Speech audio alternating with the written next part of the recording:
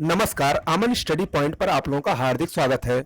दोस्तों, इतिहास के अंतर्गत हम लोग प्राचीन इतिहास में वैदिक काल को पढ़ रहे हैं और जैसा कि मैंने आपको बताया था कि वैदिक काल 2 वीडियो में आएगा, तो उसका आज ये दूसरा वीडियो है। पहले वीडियो में मैंने आपको बताया था कि वैदिक काल को 2 भागों में बांटा जा सकता है। पहला जो भाग है वो ऋग वैदिक काल और दूसरा भाग उत्तर वैदिक काल। तो पहले वीडियो में हम लोगों ने ऋग वैदिक काल के बारे में पढ़ा था और इस वीडियो में हम लोग उत्तर वैदिक काल के बारे में महत्वपूर्ण जानकारी हासिल करेंगे। देखिए, जो लोग हमारे चैनल को पहली बार विजिट कर रहे हैं वो हमारे चैनल को सब्सक्राइब कर लें, पास में लगे बेल आइकन को प्रेस कर दें, जिससे आपको हमारे आने वाली वीडियोज की नोटिफिकेशन मिलती रहे। ओके, तो आइए शुरुआत करते हैं वैदिकोत्तर साहित्य की। या उत्तर वैदिक काल में जो वैदिकोत्तर साहित्य था उसके अंतर्गत देख लीजिए आप लोग कौन कौन सी चीजें आती हैं। वैदिकोत्तर साहित्य में वेदांग और उपवेद आते हैं। ध्यान रखिएगा, वेदांग और उपवेद ये वैदिकोत्तर साहित्य के अंग हैं। इसको मैंने आपको कल बताया था। और इसमें देखिए वेदांग के बारे में हम लोग जानते हैं। वेदांग क्या होते हैं और वेदांग कितने होते हैं। देखिए, वेदों को, जो 4 वेद होते हैं, उनको सही ढंग से समझने के लिए वेदांग की रचना की गई। वेदांगों का सर्वप्रथम उल्लेख मुंडकोपनिषद में मिलता है। कुल मिलाकर 6 वेदांग हैं, जिसमें पहला है शिक्षा। शिक्षा को वेद की नासिका कहते हैं। कल्पसूत्र दूसरा है, इसको वेदों का हाथ कहा जाता है। तीसरा वेदांग है व्याकरण, इसको वेदों का मुख कहा जाता है। चौथा है निरुक्त, इसे वेदों का कान कहा जाता है। पांचवा है छंद, इसे वेदों का पैर कहा जाता है। और छठा है ज्योतिष, इसे वेदों का नेत्र कहा जाता है। तो वेदांग कितने होते हैं? 6, और 6 के नाम मैंने आपको बताए हैं और किस वेदांग को क्या कहा जाता है इसके बारे में मैंने आपको जानकारी दी। चलिए, अब हम लोग उपवेद के बारे में देखते हैं। उपवेद, देखिए, जो उपवेद है, चारों वेदों के एक एक उपवेद हैं। जैसे ऋग्वेद का उपवेद आयुर्वेद है और इसके रचनाकार कौन है? धन्वंतरि। आयुर्वेद के रचनाकार धन्वंतरि है, जो कि ऋग्वेद का एक उपवेद है। सामवेद का उपवेद गंधर्व वेद है, इसके रचनाकार भरत मुनि हैं। यजुर्वेद का उपवेद धनुर्वेद है, इसके रचनाकार विश्वामित्र हैं। अथर्ववेद का उपवेद शिल्पवेद है, इसके रचनाकार विश्वकर्मा हैं। तो ये उपवेद हो गए और उसके प्रमुख रचनाकार हो गए। अब हम लोग देखते हैं पुराणों के बारे में। देखिए, पुराण कितने होते हैं? पुराण हम लोग जानते हैं कि 18 होते हैं और इसके पुराणों के जो संकलन करता थे वो थे महर्षि लोमहर्ष। कुछ लोग वेदव्यास को भी मानते हैं पुराणों का संकलन करता, लेकिन महर्षि लोमहर्ष सबसे ज्यादा किताबों में यही मिलता है। ठीक है, पुराणों की संख्या 18 है। सबसे प्राचीन पुराण मत्स्य पुराण है, इसी को वायु पुराण भी कहते हैं। अब हम लोग देख लेते हैं कुछ यज्ञ, वो किससे संबंधित होते हैं। जैसे देखिए, राजसूय यज्ञ। राजसूय यज्ञ ये राज्याभिषेक से संबंधित होता है। सर्वप्रथम इसका उल्लेख ऐतरेय ब्राह्मण में किया गया। इसके अलावा बहुत ही प्रचलित यज्ञ है अश्वमेध यज्ञ। अश्वमेध यज्ञ साम्राज्य विस्तार से संबंधित होता है। साम्राज्य विस्तार यदि किसी राजा को करना होता था तो वो अश्वमेध यज्ञ करवाता था। ठीक है, चलिए, अब हम लोग उत्तर वैदिक काल की कुछ प्रमुख विशेषताओं को देखते हैं। देखिए, ये भी महत्वपूर्ण है, परीक्षा में इससे प्रश्न आते हैं।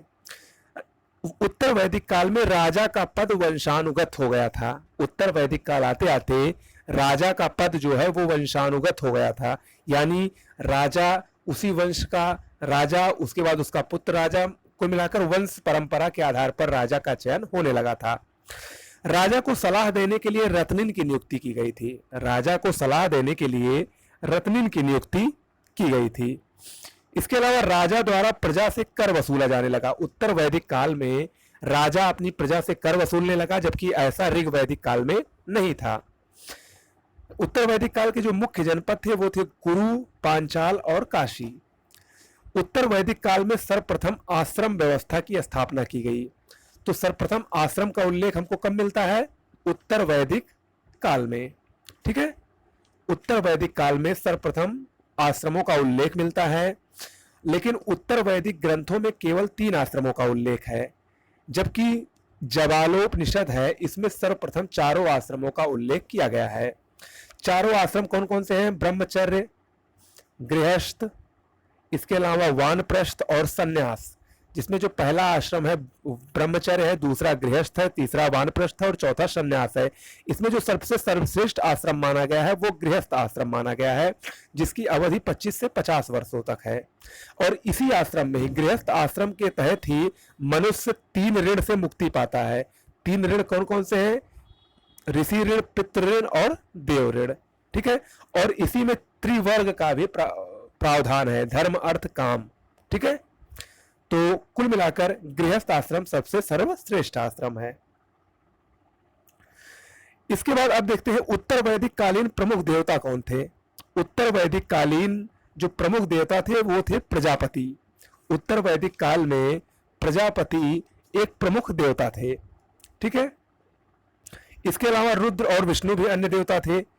अगला, राजा की उत्पत्ति का सिद्धांत कहां पर मिलता है? राजा की उत्पत्ति का सिद्धांत सर्वप्रथम ऐतरेय ब्राह्मण में मिलता है। परीक्षित जो कि मृत्यु का देवता है, परीक्षित का उल्लेख सर्वप्रथम अथर्ववेद में किया गया था। ध्यान दीजिएगा, परीक्षित का उल्लेख सर्वप्रथम अथर्ववेद में किया गया था। यह प्रश्न अक्सर पूछा जाता है कि सभा और समिति को प्रजापति की 2 पुत्रियां कहां पर कहा गया है? सभा और समिति को प्रजापति की 2 पुत्रियां अथर्ववेद में कहा गया है।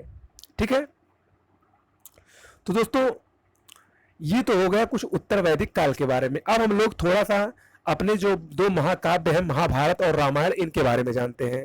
देखिए, महाभारत को जय संहिता भी कहा जाता है। इसके रचनाकार वेदव्यास थे।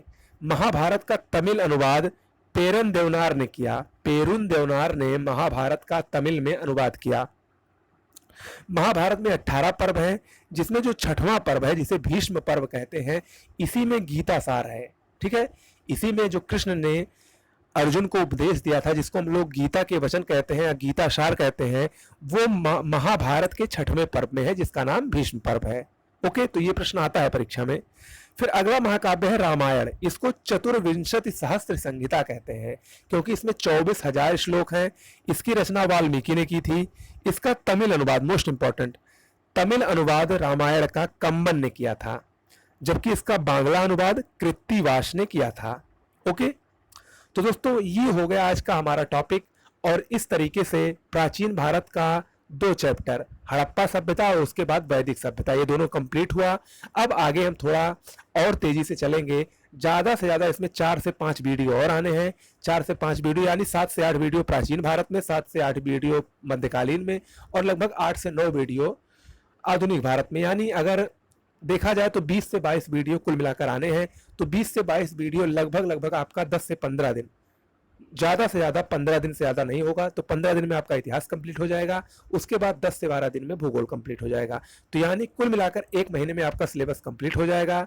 अब आज जैसे 25 तारीख है, तो मान के चलिए कि आपका सिलेबस 20 मई, जैसा कि मैंने आपको बताया था, 20 से 25 मई तक आपका सिलेबस कंप्लीट हो जाएगा। और जैसा कि खबर सुनने में आ रहा है कि परीक्षा आपकी 10 और 11 जून को हो सकती है, तो अगर 25 मई तक आपका सिलेबस खत्म हो जाता है, तब भी आपके पास 15 से 16 दिन बचेंगे करंट अफेयर्स के लिए और टेस्ट सीरीज के लिए।